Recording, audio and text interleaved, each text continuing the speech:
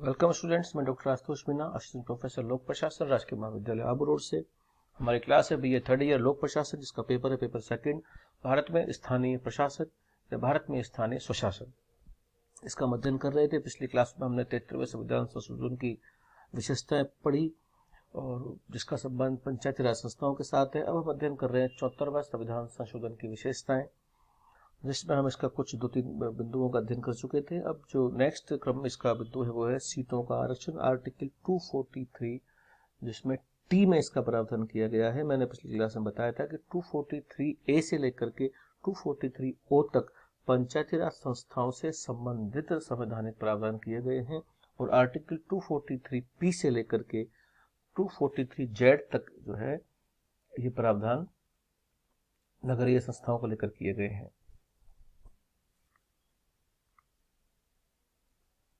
तो अब हम आर्टिकल 243 के अंतर्गत ये व्यवस्था की गई है कि प्रत्येक नगर निकाय यानी कि प्रत्येक नगर पालिका में अनुसूचित जाति व जनजातियों के लिए सीटों का आरक्षण किया जाएगा।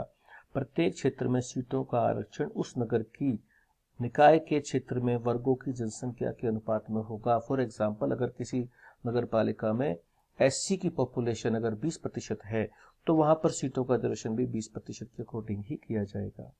अगर ST की पॉपुलेशन वहां पर 5% है तो सीटों का रिजर्वेशन भी 5% सीटें ही उनके हिस्से में आएंगी।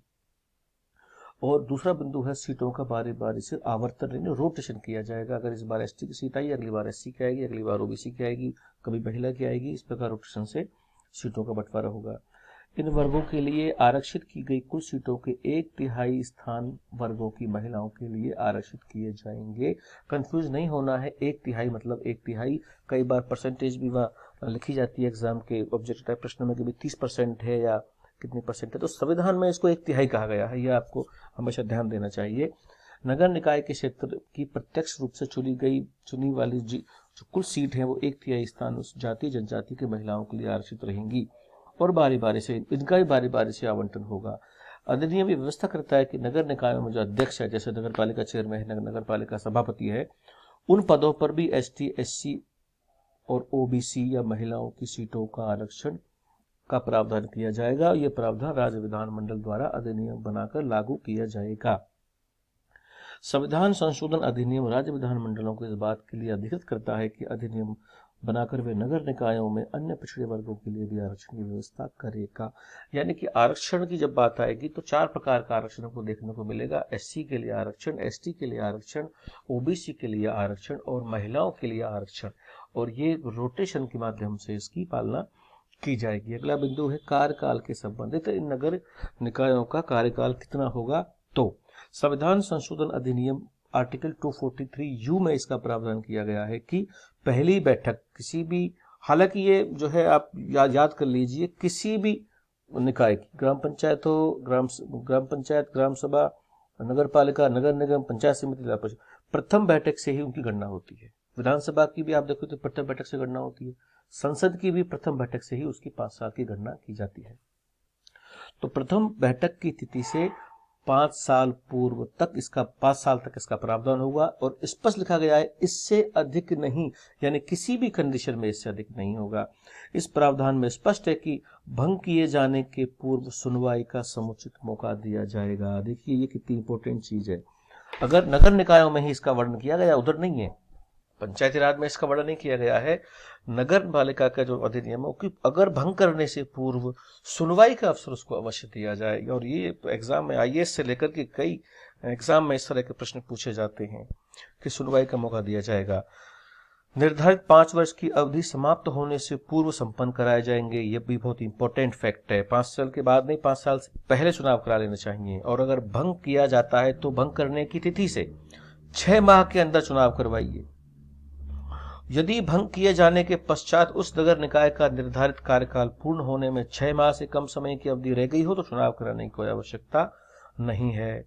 और अगर 6 महीने के अंदर चुनाव कराया गया है तो अंतिम रूप से चुनाव कराए जाने पर उस नगर निकाय का कार्यकाल उतना होगा जितना वह भंग किए जाने की स्थिति में कार्यकाल रहेगी। यानी कि अगर 6 महीने के अंदर भी कोई चुनाव हुए तो वो चुनाव उसी समय के लिए होंगे जो उसका शेष कार्यकाल था। विशेष मैं जोड़ दे रहा हूं, शेष कार्यकाल। जैसे 5 साल का टर्म था, भंग हो गए 3 साल बाद, तो अब जो उपचुनाव या पुनर्चुनाव जो होगा वो बचे शेष 2 साल के लिए होगा, पूरे 5 साल के लिए प्रदापी नहीं होगा। इसको आप याद कर लीजिए।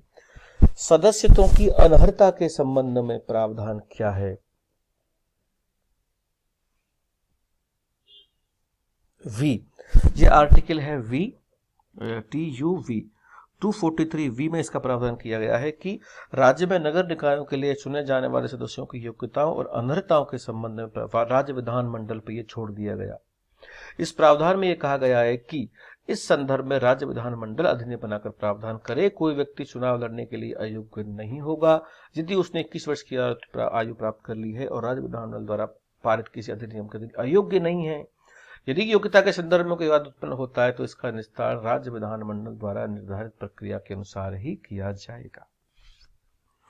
अगला बिंदु है नगर निकायों की शक्तियां और दायित्व। नगर निकायों द्वारा निष्पादित कार्यों, दायित्वों, उनकी शक्ति व सत्ता बनाकर संशोधन में कहा गया है कि राज्य विधानमंडल कानून बनाकर, जोर दे रहा हूं मैं इस बात पे, आर्टिकल 243W बे शक्तियों का वर्णन है। विधानमंडल कानून बनाकर नगरीय निकायों के शक्ति, दायित्व, सत्ता उनको प्रदान करेगा। इसके लिए 12वीं अनुसूची का उल्लेख करना बहुत आवश्यक है। 12वीं अनुसूची में कुल 18 विषय हैं। कुल 18 विषय हैं। 18 विषयों में से विधानमंडल के पास पावर है कि वो कितने विषयों से संबंधित शक्ति, दायित्व, कार्य नगर निकायों को, नगर निगम को, नगर पालिका को उनको सौंपता है अथवा नहीं सौंपता है। तो इसी के साथ हम हमारी इस क्लास को यहाँ पर विराम देते हैं।